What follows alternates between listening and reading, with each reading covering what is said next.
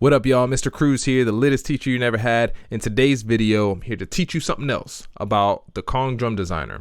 So in the Kong Drum Designer, one of the things that I found really intimidating, not necessarily intimidating, but something that I'm never going to use that stupid feature. But the more I've been learning about it, the more I'm sitting here thinking I'm going to start adding a Kong Drum Designer into my production template, because this seems like something that I'm going to be able to use very often.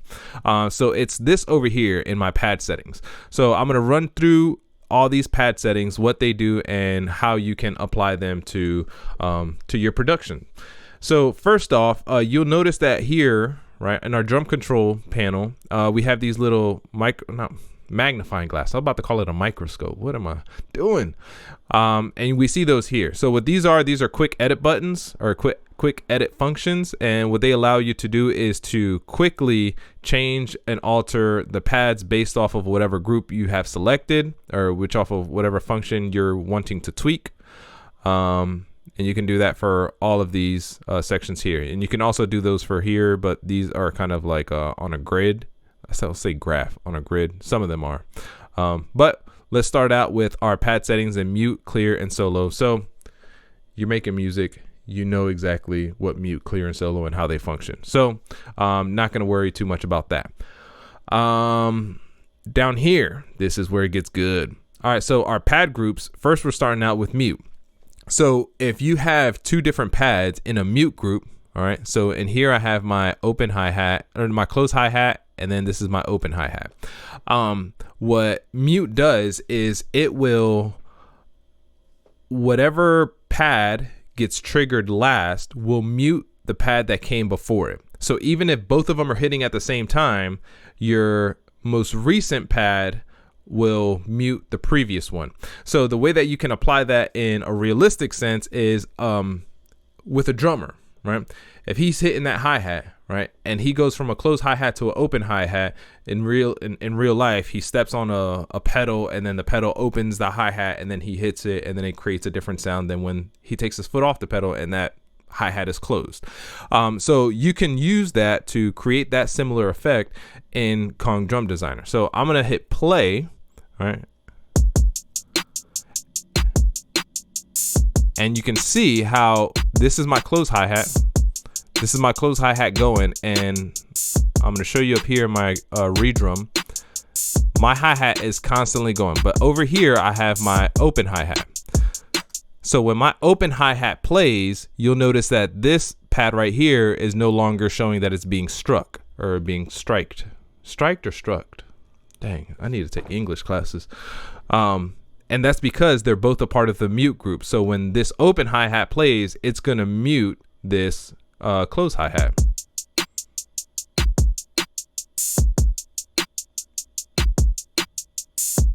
Boom. All right, so that's one. Let's go ahead and take this off. All right, next we have link. What link does is link functions as kind of like a double trigger.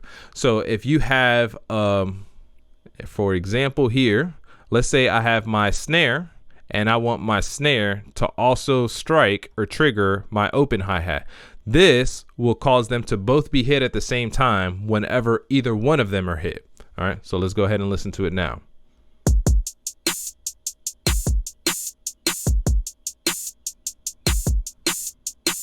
I mean, that sounds like trash, but you can figure out whatever kind of application you would want to have with that. I would think or see that as being able to layer different sounds. So like if you want to layer your snares, if you want to layer your kicks, that's a way that I would do that, is using link groups instead of kind of creating all different types of tracks for those sounds that you want to have layered. All right, next up we have alternate. So alternate group, this is how I would use this, which I showed you guys in another video, or I'll show you guys in another video. No, by now you would have seen it. Never mind.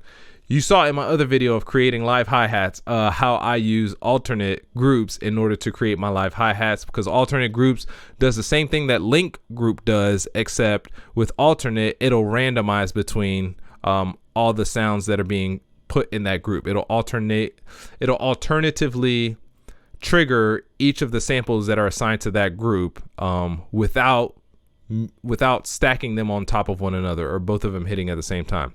So if I had all of these, my kick, my snare, my open hi-hat, my close hi-hat, in one alternate group, when I hit play, they're all going to be struck differently.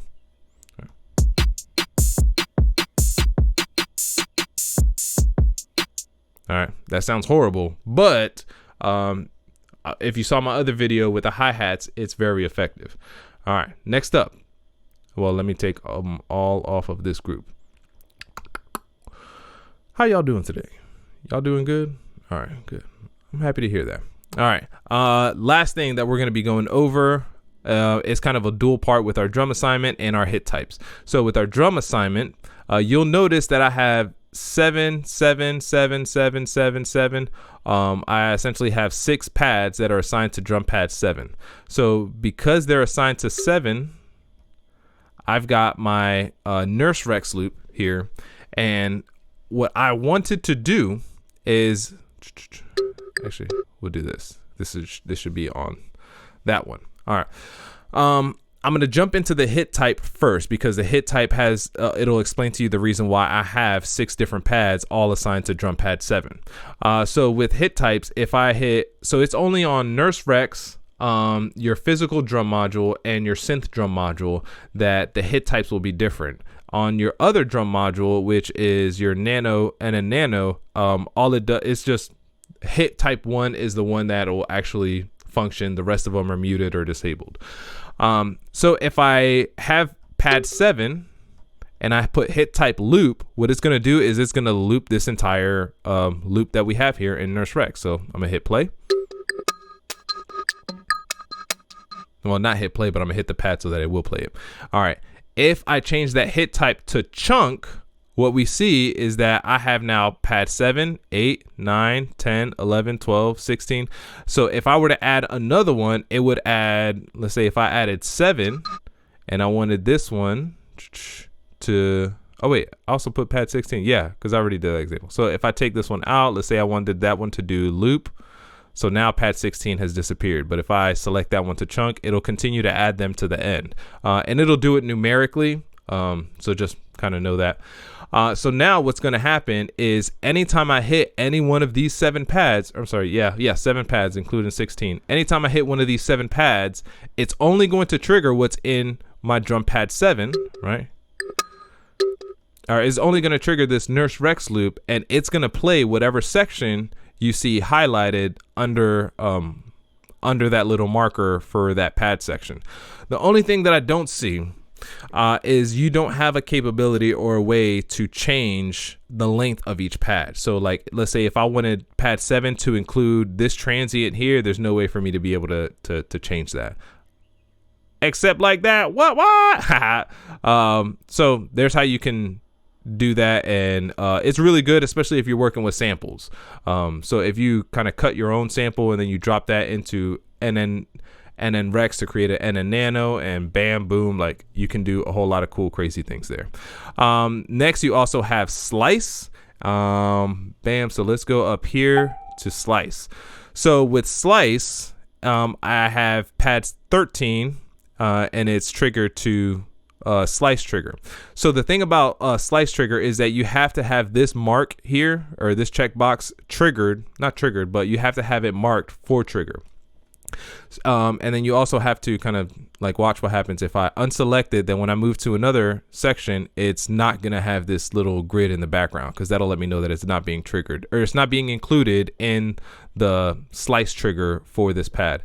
So every time I hit this pad 13, what's going to happen is it's going to trigger randomly another slice in that loop that we see in our Nurse Rex loop. It essentially functions like alternate groups, except it's going to be in a pad, and it's only affecting and impacting one loop in our NN Nano. So watch what happens.